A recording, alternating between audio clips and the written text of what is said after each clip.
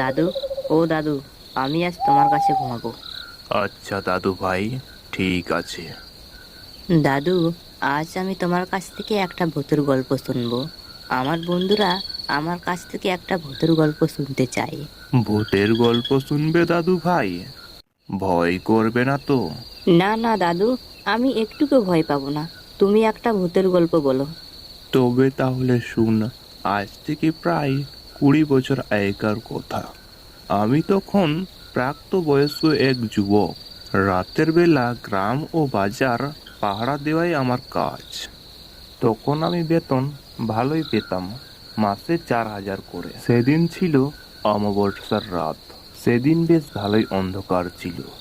আমি একটা হেরিকেন নিয়ে গ্রামের মধ্য দিয়ে পাহারা দিতে যাচ্ছিলাম। গ্রামটা অবশ্যই অনেক ছোট। এখন চারদিকে বাড়িঘর হয়েছে। তখন সেরকম বাড়িঘর ছিল না। চারিদিকে শুধু জঙ্গল আর জঙ্গল ছিল। আমি যখন দোকানপাটগুলি দেখে জমিদারের বাড়ির পাশ দিয়ে যাচ্ছিলাম, তখনই আমি শুনতে পেলাম রাতের অন্ধকারে কে যেন পুকুরে স্নান করছে। পুকুরে স্নান করার শব্দে আমি তখনই সঙ্গে সঙ্গে দাঁড়িয়ে গেলাম। আশ্চর্য ব্যাপার, এত রাত্রে পুকুরে কে স্নান করছে? আমি তখনই সেই পুকুরের দিকে হাঁটতে লাগলাম। আমি সেই পুকুরের কাছে এসে দেখলাম একটি মহিলা পুকুরে স্নান করছে। আমি তখনই সেখানে দাঁড়িয়ে গেলাম।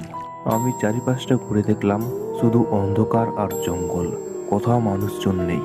আর এই নির্জন জায়গায় একটি মহিলা পুকুরে স্নান করছে। আমি তাকে জিজ্ঞেস করলাম, কে আপনি? আর এত রাত্রে আপনি স্নান করছেন কেন? আমার কথা শুনে মহিলাটি কোনো কিছুই উত্তর দিল না। তাকে দেখে আমার মনের মধ্যে ভয় করতে শুরু করলো। তখনই সেই মহিলাটি পুকুর থেকে উঠে আসলো। আমি আবারও তাকে জিজ্ঞেস করলাম, কে আপনি?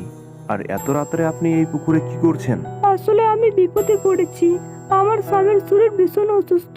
টাকার অভাবে আমার স্বামীকে চিকিৎসাও করাতে পারিনি। আমাকে দয়া করে সাহায্য করুন।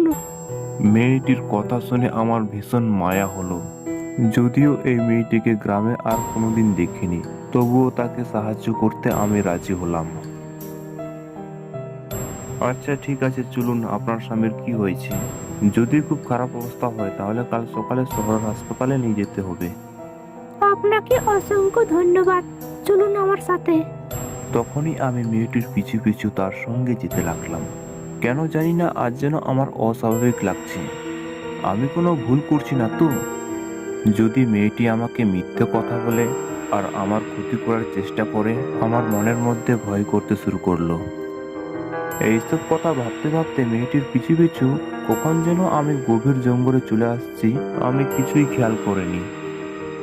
এই গভীর জঙ্গলে নিজেকে একা দেখে আমার ভীষণ ভয় করতে শুরু করছে।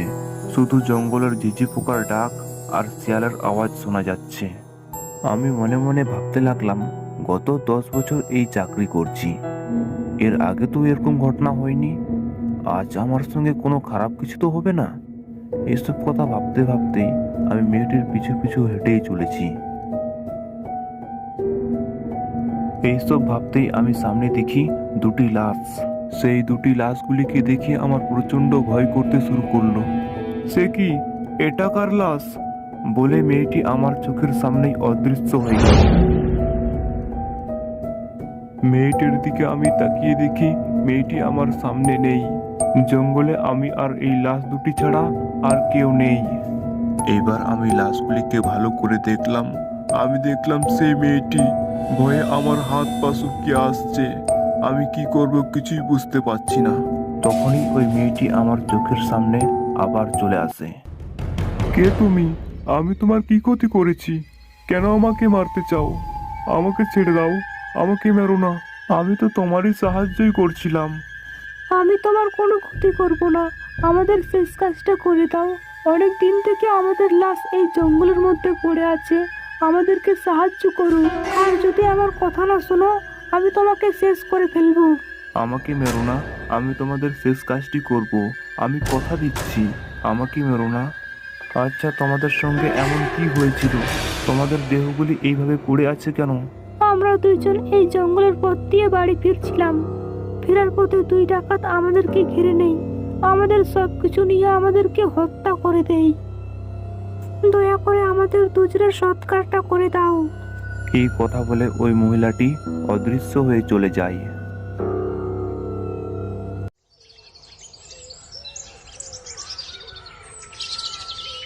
মেয়েটির কথা মতো আমি পরের দিন সকালে দুজনের লাশগুলিকে শেষ কাজ করে দিই। এরপর থেকে আমি পাহাড়দারের চাকরিটা ছেড়ে দিই। দাদু, তাহলে তুমি ভয় পেয়েছিলে? ভয় তো আমি পেয়েছিলাম, কিন্তু কারোর শেষ কাজ করতে অনেকটাই ভালো লাগে।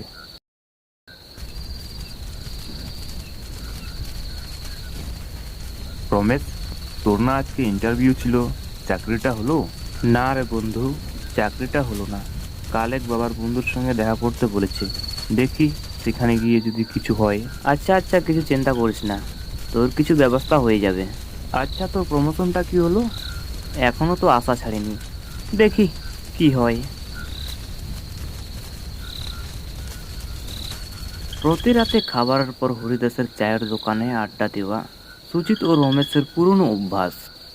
প্রত্যেক দিনের মতোই সেদিনও তারা দুইজন বসে গল্প করছিল। এমন সময় হঠাৎ মুষলধারা বৃষ্টি নেমে এলো।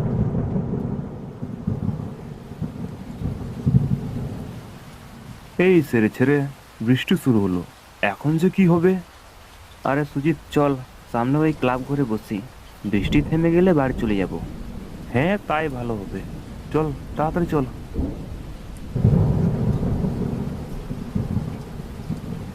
তখনই তারা দুইজন ক্লাব ঘরের কাছে চলে আসে। বৃষ্টির মাঝেই তারা দুইজন ক্লাব ঘরে এসে পড়লো। ক্লাব ঘরের চেয়ারে সুজিত ও রমেশ বসে পড়লো। মনে হয় না এই বৃষ্টি থামবে, বর্ষাকালের বৃষ্টি বলে কথা। বৃষ্টিতে ভিজতে ভিজতে বাড়ি চলে গেলেই ভালো হবে। তুই এত ভাবছিস কেন? বৃষ্টি থামবে না থামবে, আর বৃষ্টি না থামলে এখানেই দুজন থেকে যাব। ওই দেখ, পাশে বিছানাও আছে। এই, তুই কি মজা করছিস?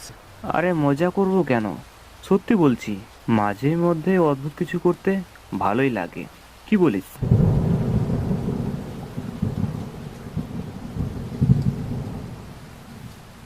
এইভাবে দেখতে দেখতে প্রায় 2 ঘন্টা পেরিয়ে যায়, কিন্তু বৃষ্টি থামার কোনো নামই নেই। মনে হচ্ছে ক্ষণে ক্ষণে বৃষ্টির ধারা যেন আরও বেড়ে চলেছে। সুজিত, এখন মনে হয় বাজে 10-11টা, আর মনে হয় বৃষ্টি থামবে না। চল ঘুমিয়ে পড়ি। কি বলছিস এইসব? এখন এমন একটা জায়গায় থাকা যায় নাকি? তুই যা করিস করা, আমি ঘুমিয়ে গেলাম। রমেশ বিছানায় ঘুমিয়ে পড়ে। সুজিত চেয়ারে বসে থেকে বৃষ্টি থামার অপেক্ষা করতে থাকে। এরপরেও বৃষ্টি থামে না। সে তখনই রমেশের পাশে সেও ঘুমিয়ে যায়।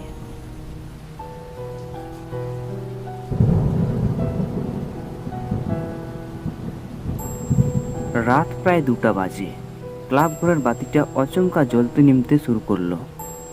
রমেশ ঘুমিয়ে পড়েছে, কিন্তু এরকম পরিস্থিতিতে সুজিতের কিছুতেই ঘুম হয় না। কিরে রমেশ, ঘুমিয়ে পড়েছিস? দেখ না ক্লাব ঘরের বাতিটা কেমন জ্বলছে আর নিমছে। কাকে কি বলছি? রমেশের কোনো সারা শব্দ নেই, সে ঘুমে অচেতন। জ্বলা নেভা করতে করতে হঠাৎ একসময় বাতিটি নিভে গেল। সুজিতের মনের মধ্যে ভয় করতে শুরু করলো। সে ঘুমানোর অনেক চেষ্টা করে, কিন্তু তার ঘুম কিছুতেই আসছে না। সুজিত অনুভব করলো কে যেন তার পাশে দাঁড়িয়ে আছে। সে ভয়ে ভয়ে চোখ খুলে সেদিকে তাকায়। সে দেখে একটা মেয়ে, গলায় দড়ি দিয়ে সে ঝুলে আছে, কিন্তু পরক্ষণেই সেখানে আর কেউ নেই। সুজিত নিজের চোখের ভুল মনে করে সে আবারও ঘুমানোর চেষ্টা করে।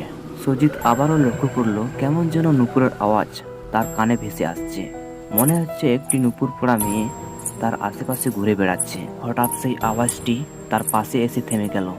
মনে হচ্ছিল তার পাশেই সেই মেয়েটি দাঁড়িয়ে আছে। সুজিত ভীতু ভীতু চোখে তাকিয়ে দেখলো, কিন্তু সেখানেতে কেউ নেই। এবার বিষয়টি সুজিতের কাছে সুবিধের মনে হচ্ছিল না। সে আবারও রমেশকে ডাকে,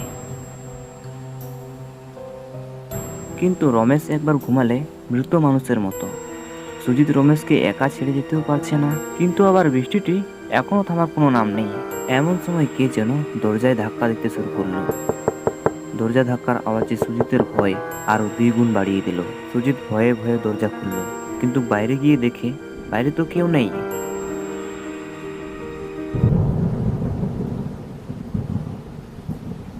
সুজিত দরজা বন্ধ করে ঘরে ঢুকতেই সে দেখে রমেশের লাশ গলায় দড়ি দিয়ে ঝুলছে। সেটা দেখে একদম অবস্থা তার খারাপ হয়ে যায়। সুজিত এমন অবস্থা দেখে আর নিজেকে নিয়ন্ত্রণ করতে পারে না। সে মাটিতে অজ্ঞান হয়ে পড়ে যায়।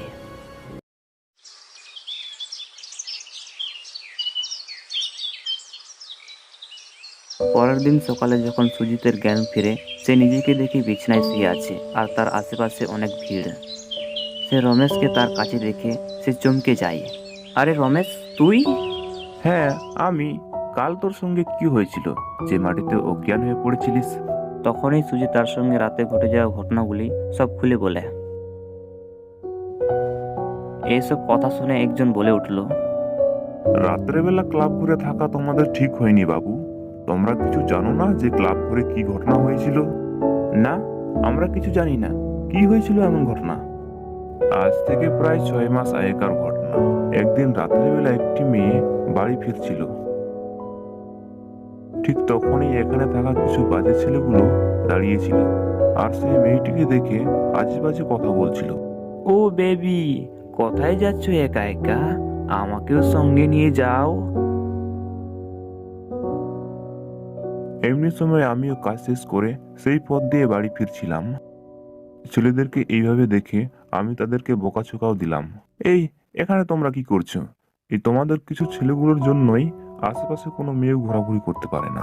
আমার কথাতে ছেলেগুলো চুপ হয়েছিল, আর এমনিতেও আমার দেরি হয়ে যাচ্ছিল, আর সেদিকে খেয়াল না করে আমি তাড়াতাড়ি বাড়ির দিকে যেতে লাগলাম।